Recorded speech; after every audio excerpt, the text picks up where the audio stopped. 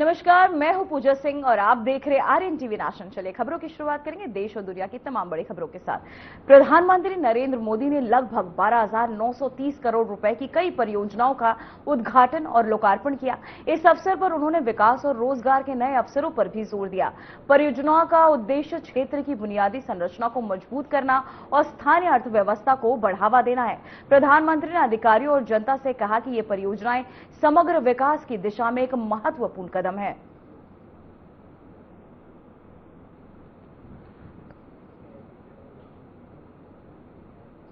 तो वहीं प्रधानमंत्री नरेंद्र मोदी ने शताब्दी नगर नमो भारत स्टेशन से मेरठ साउथ स्टेशन तक मेट्रो की सवारी की। उन्होंने इस अवसर पर छात्रों अधिकारियों से बातचीत की और मेरठ मेट्रो और नमो भारत ट्रेन को हरी झंडी दिखाकर उद्घाटन किया। इस कार्यक्रम से शहर में सार्वजनिक परिवहन को बढ़ावा मिलने और यात्रियों के लिए सुविधाजनक सफर सुनिश्चित होने की उम्मीद है।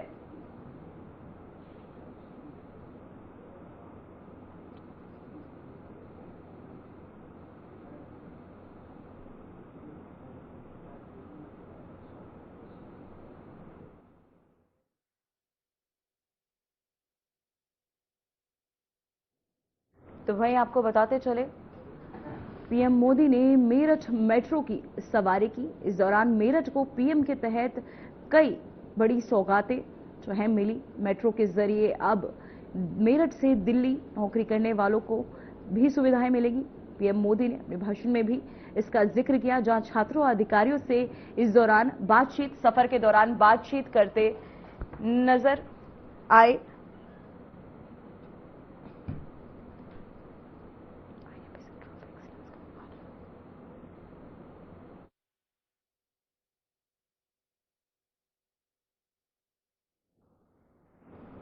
तो वहीं इस दौरान आईएमबी सेंटर ऑफ एक्सीलेंस का उद्घाटन किया गया, जहां इस दौरान कई अधिकारी और प्रतिनिधि मौजूद रहे। साथ ही सीएम योगी आदित्यनाथ भी इस दौरान कार्यक्रम में उपस्थित रहे। साथ ही आपको बताते चले, युवाओं को एआई और डेटा प्रशिक्षण मिलेगा, जिसके तहत ये कार्यक्रम आयोजित डिजिटल कौशल और करियर को बढ़ावा देने के लिए कार्यक्रम का आयोजन आईएमबी सेंटर ऑफ एक्सीलेंस का उद्घाटन। इस कार्यक्रम के दौरान सीएम योगी आदित्यनाथ मौजूद रहे। साथ ही आपको बता दें, उनका स्वागत भी किया गया मंच पर। वहीं युवाओं को एआई और डेटा प्रशिक्षण मिलेगा, जहां डिजिटल कौशल और करियर को बढ़ावा भी इस कार्यक्रम के तहत मिलेगा। और साथ ही आपको बताते चले, एआई को लेकर कई अन्य मुख्य बातें भी सबके समक्ष रखी गई। आईएमबी सेंटर ऑफ एक्सीलेंस का उद्घाटन, सीएम योगी आदित्यनाथ इस उद्घाटन समारोह में उपस्थित रहे। साथ ही आपको बता दें, युवाओं को एआई और डेटा प्रशिक्षण मिलेगा, जिसे लेकर आईएमबी सेंटर ऑफ एक्सीलेंस का उद्घाटन किया गया।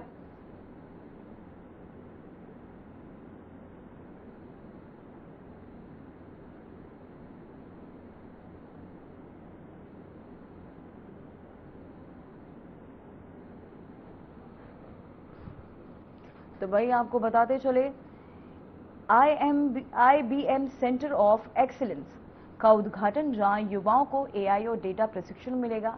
इस कार्यक्रम के तहत उद्घाटन के दौरान सीएम योगी आदित्यनाथ मंच पर मौजूद, साथ ही सभी ने उनका भव्य स्वागत भी किया। साथ ही आपको बता दें, इस आयोजन में युवाओं को एआई और डेटा प्रशिक्षण दिया जाएगा। डिजिटल कौशल और करियर को बढ़ावा देने के लिए इस कार्यक्रम का आयोजन किया गया है। और साथ ही इस कार्यक्रम के उद्घाटन को देखते हुए योगी आदित्यनाथ भी मौजूद हैं, जिन्होंने आईबीएम सेंटर ऑफ एक्सीलेंस का उद्घाटन किया। टेक कंपनी आईबीएम के सेंटर ऑफ एक्सीलेंस का उद्घाटन किया गया। इस पहल का उद्देश्य युवाओं को नई तकनीकों में प्रशिक्षित करना और डिजिटल स्किल्स को और मजबूत करना है। इस सेंटर में युवाओं को आर्टिफिशियल इंटेलिजेंस, डेटा एनालिस्ट और क्लाउड और अन्य उभरती तकनीकों की ट्रेनिंग दी जाएगी, जिससे उन्हें भविष्य की नौकरियों के लिए तैयारियों का समय भी मिलेगा। और साथ ही ऐसे कार्यक्रमों के जरिए टेक कंपनियां युवाओं को इंडस्ट्री रेडी बनाने और डिजिटल करियर के अवसर बढ़ाने पर जोर देती है। आईबीएम सेंटर ऑफ एक्सीलेंस का उद्घाटन किया गया।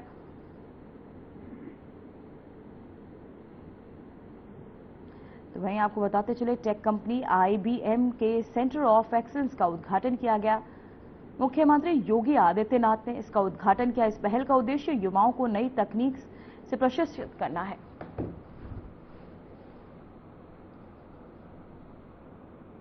तो वहीं हरियाणा के मुख्यमंत्री नायब सिंह सैनी ने महात्मा ज्योतिबा फुले और सावित्रीबाई फुले की प्रतिमा का भव्य अनावरण किया। सीएम सैनी ने कहा कि यह अवसर गौरव और सामाजिक चेतना का प्रतीक है, जिससे शिक्षा के प्रकाशन को अंधकार में फैलाया। उन्होंने फुले दंपति को समानता, शिक्षा और सम्मान की नींव रखने वाले महान व्यक्तित्व भी करार दिया। तो वहीं आपको बताते चले नायब सिंह सैनी ने किया अनावरण। प्रतिमा सामाजिक चेतना का प्रतीक। साथियों, आज का ये दिन ये हम सब के लिए एक गर्व का अवसर है। आज इस अवसर पर इस पावन मूर्ति का आज यहां अनावरण किया गया है। साथियों, ये विचारों का ये अनावरण है। साथियों, आज इस अवसर के ऊपर बड़ा यह विचार कि इस अनावरण के अवसर पर यह उस चेतना को भी नमन करने का अवसर है जिसने अंधकार में शिक्षा का दीप जलाने का काम किया है। साथियों, यह विचारों के इस अनावरण के लिए यह उस चेतना को भी नमन का क्षण है जिसने अंधकार में दीप जलाने का काम किया है। ऐसे महान व्यक्तित्व महात्मा ज्योतिबा फुले, आज उनकी मूर्ति का यहां अनावरण किया गया है। साथियों, ये केवल दो नाम नहीं है। साथियों, ये सामाजिक क्रांति के ये दो स्तंभ हैं। मुझे खुशी है जिन्होंने बराबरी, शिक्षा और जिन्होंने सम्मान की एक मजबूत नींव रखने का काम अगर किसी ने किया है तो महात्मा ज्योतिबा फुले और माता सावित्रीबाई फुले ने किया है। तो वहीं प्रधानमंत्री नरेंद्र मोदी ने कहा कि कांग्रेस के नेताओं को मोदी से नफरत है। ये मेरी कब्र खोदना चाहते हैं। मेरी मां को गोली देने से इन्हें कोई परहेज नहीं। और आपको बता दें, मेरी मां को माफ कीजिएगा, उन्होंने कहा कि मेरी मां को गाली देने से उन्हें कोई परहेज नहीं। उन्होंने बीजेपी एनडीए से विरोध है। साथ ही उन्होंने क्या कुछ कहा, चलिए आपको सुनाएंगे।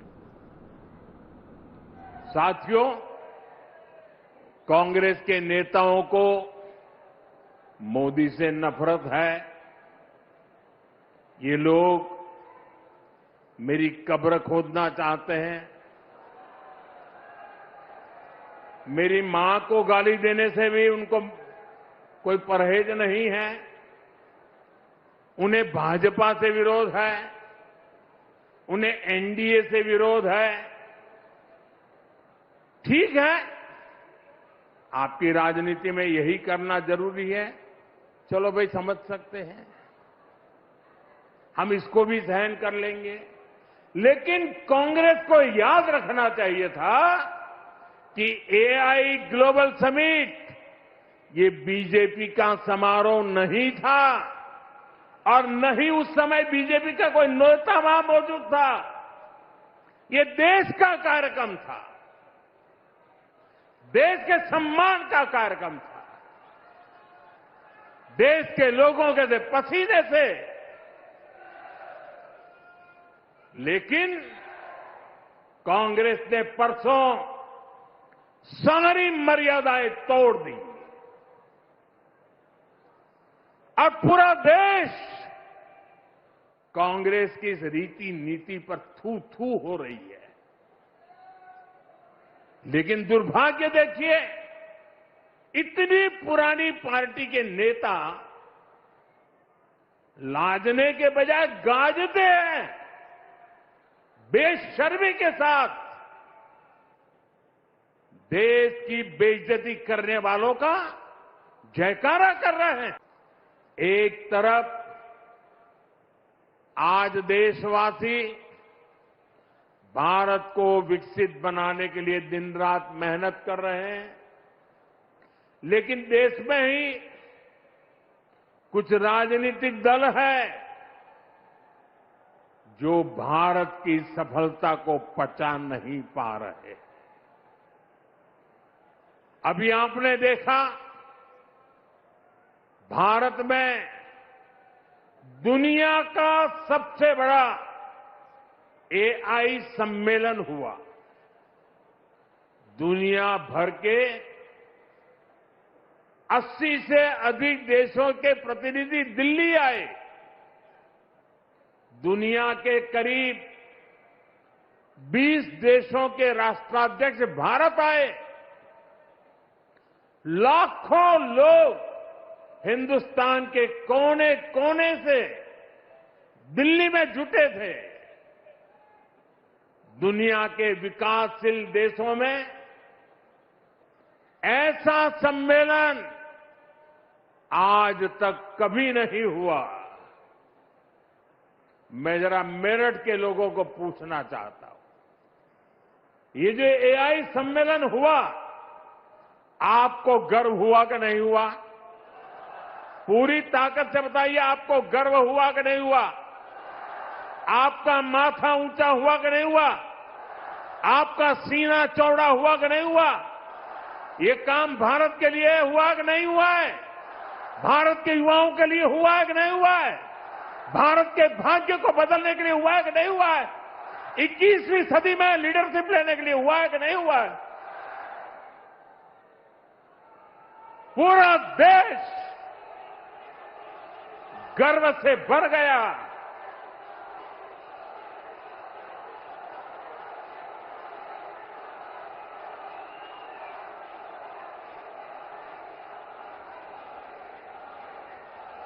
लेकिन कांग्रेस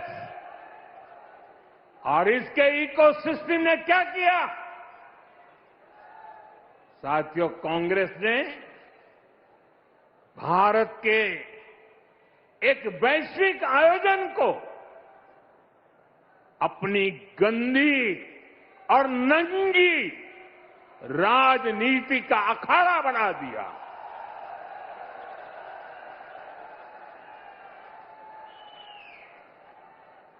समारोह स्थल पर विदेशी अतिथियों के सामने कांग्रेस के नेता कपड़े उतारकर पहुंच गए।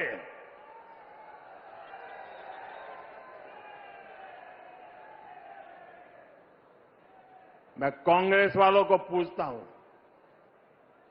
देश तो जानता है आप पहले से ही नंगे हो, फिर कपड़े उतारने की जरूरत क्या पड़ी?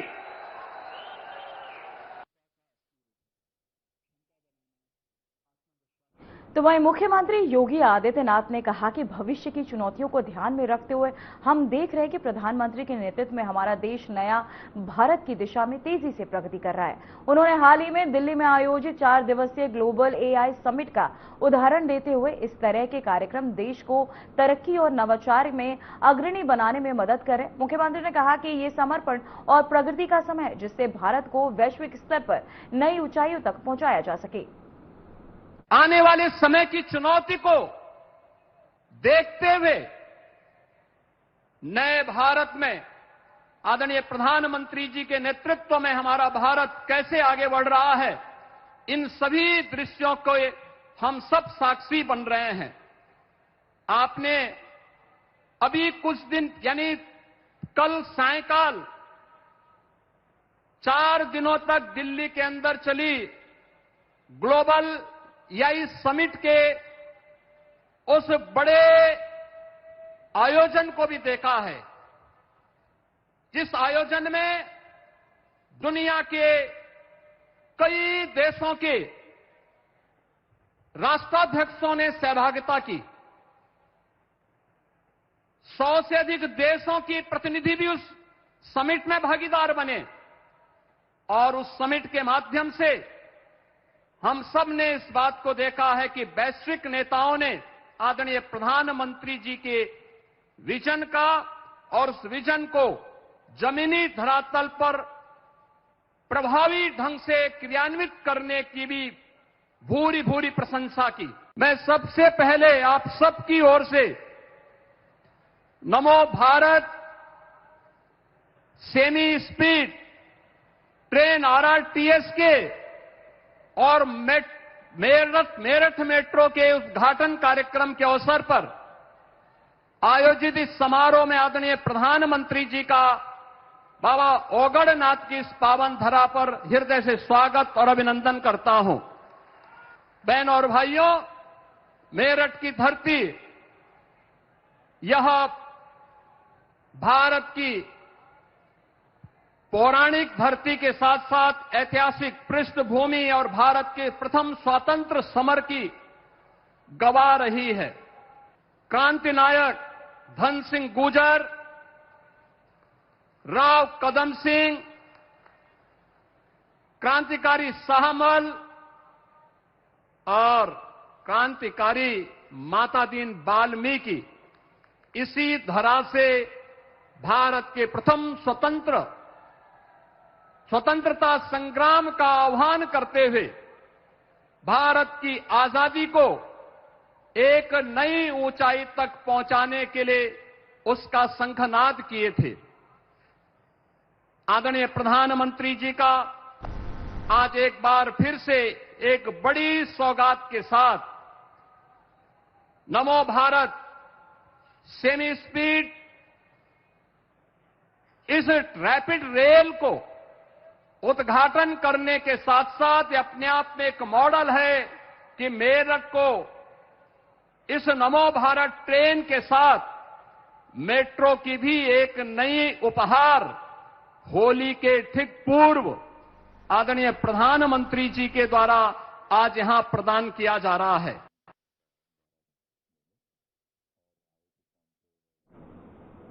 तो वहीं समाजवादी पार्टी प्रमुख अखिलेश यादव ने कहा, शंकराचार्य कई दिनों तक धरने पर बैठ रहे, उस समय सर्दी चरम पर थी। हमारे सनातनी व्यवस्था में कहीं किसी शंकराचार्य को स्नान से रोका नहीं गया होगा, लेकिन ये पहली बार हुआ है कि उन्हें स्नान से भी रोका गया।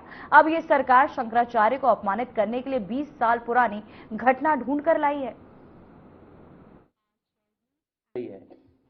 कि अचानक कुछ लोग निकल पड़े सम्मान देने के लिए। जिस समय शिखा को पकड़ करके अपमानित किया जा रहा था, उस समय ये लोग कहां थे? उसी समय उन्हें जाना चाहिए था संगम किनारे। हमारे पूज्य शंकराचार्य जी कई दिनों धरने पे बैठे रहे वहां पर। उस समय सर्दी पीक पे थी। अब तक की जो हमारी पूरा इतिहास जो है, पौराणिक व्यवस्था है, सनातनी व्यवस्था में कहीं किसी शंकराचार्य को गंगा स्नान से रोका नहीं गया होगा। लेकिन ये पहली बार हुआ है सरकार में कि उन्हें स्नान करने से भी रोका गया। जो हमारी आध्यात्म की, हमारे सनातन धर्म की त्रिवेणी है। और अब तो ये सरकार एक कदम आगे निकल गई है। ये लगता है कभी अंधेरे में या रात में फिल्म देखते हैं 20 साल बाद। हर बात इनको 20 साल बाद पता लगती है। हमारा जो एक पैनलिस्ट था, उसकी 20 साल पुरानी घटना शंकराचार्य जी को बताओ अपमानित करने के लिए कहां से ढूंढ के लाए, किसको ढूंढ के लाए?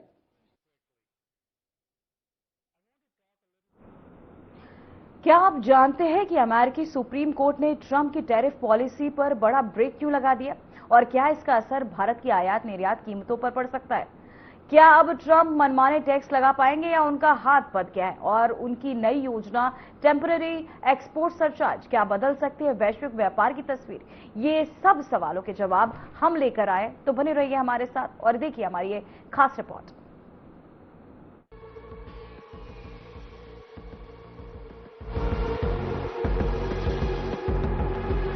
अमेरिका में बड़ा आर्थिक तूफान खड़ा हो गया है। सुप्रीम कोर्ट ने राष्ट्रपति डोनाल्ड ट्रंप की टैरिफ पॉलिसी पर 6 से 3 बहुमत से ब्रेक लगा दिया है। 1977 के पुराने कानून के तहत अब ट्रंप मनमाने टैक्स नहीं लगा पाएंगे। भारत समेत दुनिया भर के देशों की आयात निर्यात कीमतों पर अब बड़ा असर पड़ने की संभावना है। हालांकि ट्रंप पीछे नहीं हटे, उन्होंने नया नियम टेम्पररी इंपोर्ट सरचार्ज 24 फरवरी से लागू करने का ऐलान किया। अब सवाल ये, क्या इस नए नियम से वैश्विक व्यापार की तस्वीर बदल जाएगी?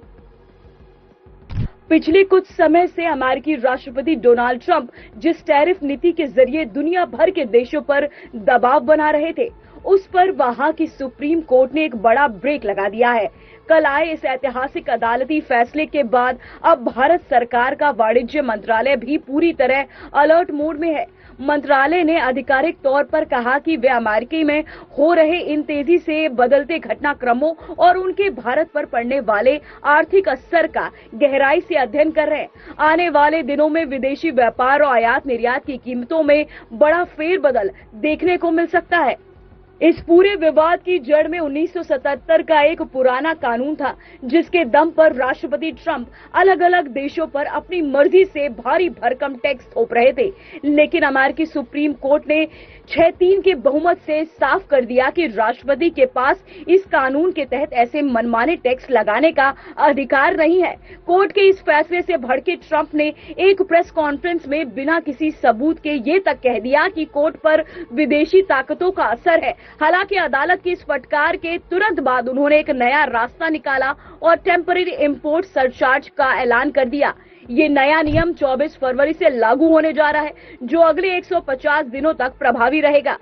भारतीय निर्यातकों के लिए इस पूरी कानूनी लड़ाई के बीच एक राहत भरी खबर भी छुपी है।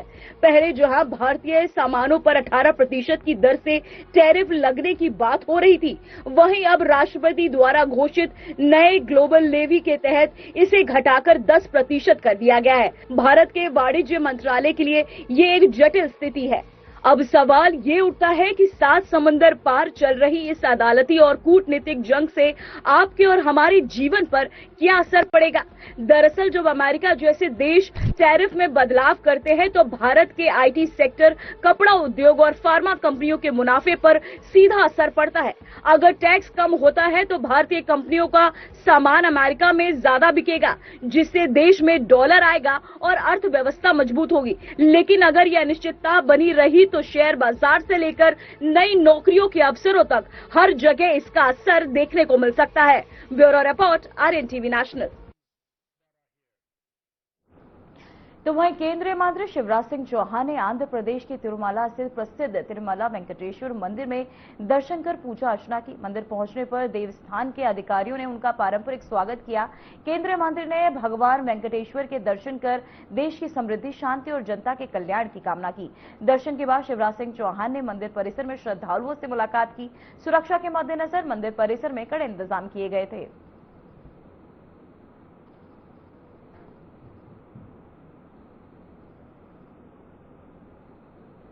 फिलहाल देश और दुनिया की तमाम बड़ी खबरों में इतना ही। बने रहिए RNTV नेशनल के साथ। मुझे दीजिए इजाजत। नमस्कार।